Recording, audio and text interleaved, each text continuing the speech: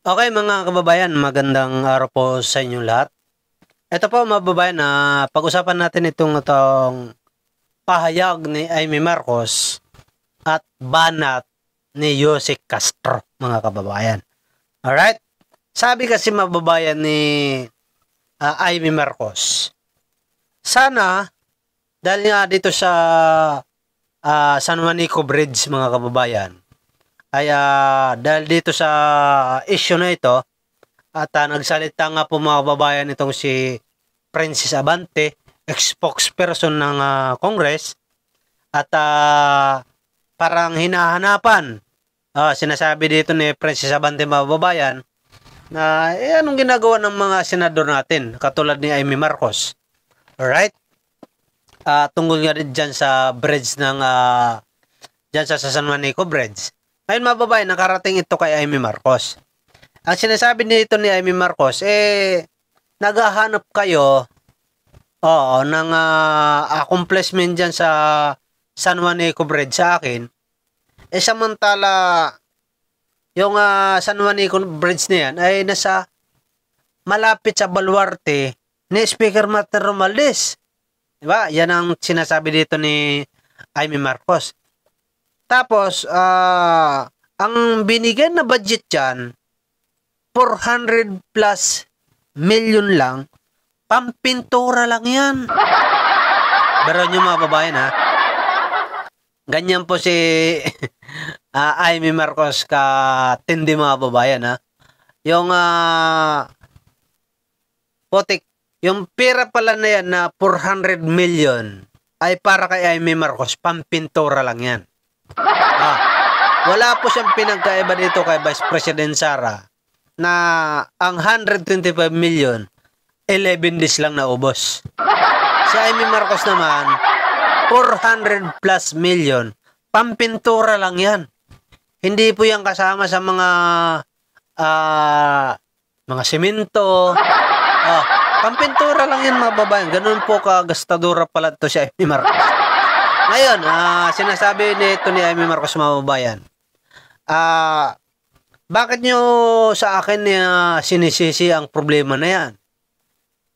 Kung ganun lang din naman pala, sa akin nyo sinisisi yung problema na yan, di sana ako na lang ang naging presidente.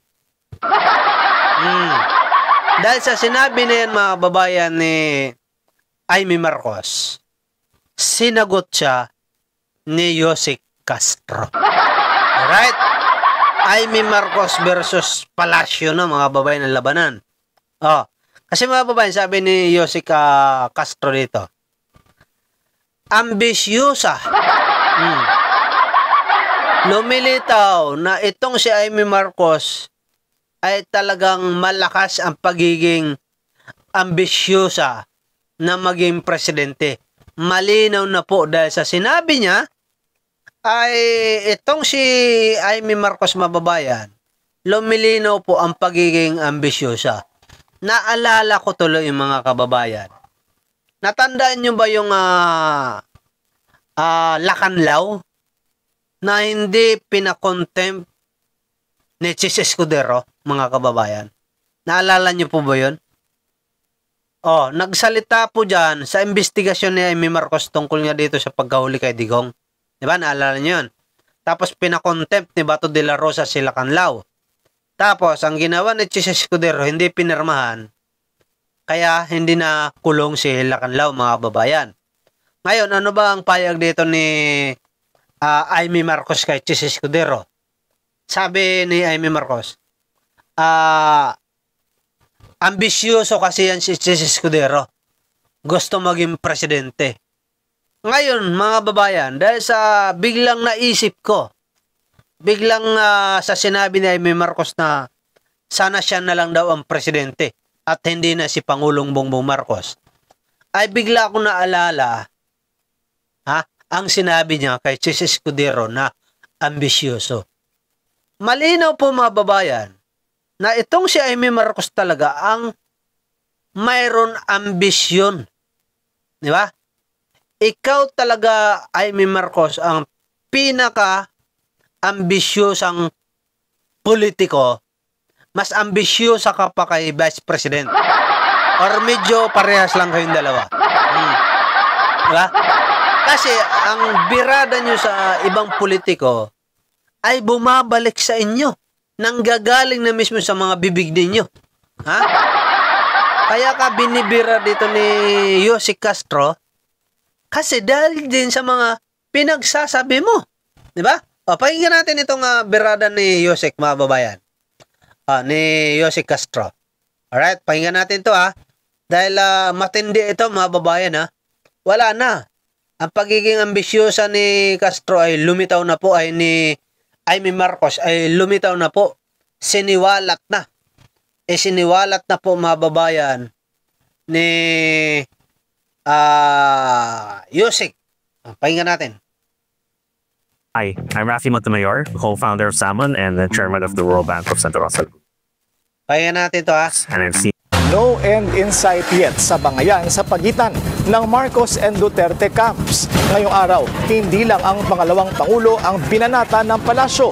Yan ang agenda report ni Ivy Reyes. Nagbatuhan na naman na maiinit na tirada ang Malacanang at kampo ng mga Duterte. Lumiliwanag po ba ang ambisyon ni Senator Amy Marcos? Ito ang sagot ni Palace Press Officer Claire Castro sa pahayag ng kapatid ng Pangulo na si Senator Amy Marcos matapos nitong sabihin na siya na lang sana ang nagpresidente dahil sa umano'y kapabayaan ng gobyerno sa San Juanico Bridge. Dahil panahon pa ni former President Rodrigo Duterte na umupo ang presidential sister, alam naman daw siguro ng senadora ang galaw ng administrasyong Duterte rito at di hamak naman daw na ngayon lang naungkat ang mismanagement sa San Juanico. May panibagong banat din si Yossi Castro sa mga tirada ni former Duterte spokesperson Attorney Harry Roque na nakakatawa ang intelligence ng DOJ dahil hanggang ngayon hindi siya mahuli-huli. Kung sinasabi po niya, come and get me, yun naman po sa ating pamahalaan, wait and see. Dagdag ng palasyo, huwag isa walang bahala ang taktika ng Justice Department dahil naghihintay lang ito ng formal notice kaugnay ng kanyang asylum request. At ngayong out of the country rin si VP Sara, isang linggo matapos ang kanyang personal trip to Kuala Lumpur, Malaysia. Ayon sa Malacanang, nakikita naman ng taong bayan kung anong klaseng leader ang bise. So, 4 na bansa in just less than a month.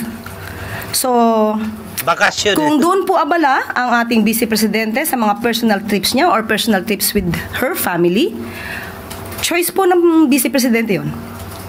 Sabi nga natin, pampersonal o pambayan?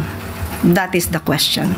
Ang kanya lang sigurong malalabag ay ang kanyang obligasyon sa taong bayan. Sa ngayon, palalim ang tensyon sa pagitan ng kampo ng dalawang pinakamataas na opisyal sa bansa. Nauna na ring sinabi ni Senator Amy na ang impeachment ng bise ay pawang pagpigil lang dito para sa 2028 elections. Ang tanong, 3 years from now, sino kaya ang papanigan ng taong bayan? Para sa agenda, Ivy Reyes, Billionaire News. Sa palagay ko, mga babae, ito, bigyan natin to ng palagay ko lang kapag itong si Vice President Sara hindi makatakbo sa pagiging presidente sa 2028, malamang si Amy Marcos ang papalit. Pero ito tinitiyak ko. Si Amy Marcos ay hindi po pwede suportahan ni Pangulong Bongbong Marcos.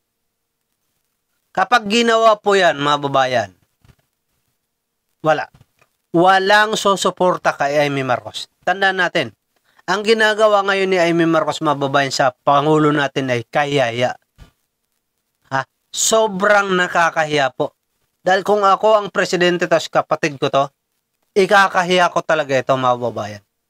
Bawat niya banat, ang hindi alam ni Amy Marcos, mga babayan, na ang bawat banat niya kay Romualdez, kay Lisa Marcos, ay pumapalo dito sa administrasyon ni Pangulong Bongbong Marcos.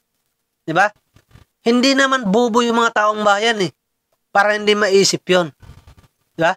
Hindi rin bubo ang taong bayan para hindi maisip ni Amy Marcos na siya yung number 1 na ambisyosa sa lahat. Kaya tinitiyak po natin yan, mga babayan, na kahit tumakbo ka, Amy Marcos, walang susuporta sa'yo. Hindi ka susuportahan. Dahil, kung kapatid mo nga, tinatridor mo yung ibang tao pa kaya? Yan na lang ang isipin ninyo mga kababayan. kung itong si Amy Marcos, kaya niya traidorin si Pangulong Bongbong Marcos, si Vice President pa kaya? Alam naman ni BP yan. Alam ni BP yan at alam ng mga DDS yan na itong si Amy Marcos ay hindi pwede pagkatiwalaan. Kung ang presidente natin walang tiwala dito kay Amy Marcos, mas lalo naman ang ibang tao. Tama? Kaya Amy Marcos, yung pagiging ambisyosa mo hanggang pangarap na lang. Wala naman masama mangarap. Ituloy mo lang yan. Ituloy mo lang yan. Kaya lang ang tanong, susuportahan ka ba ng taong bayan? Yan na lang ang tanong natin yan, di ba? Kaya yung pangarap mo, good luck. Good luck sa pangarap. Alright? Abangan natin kung paano lulugmok itong si Amy Marcos sa mga darating na panahon.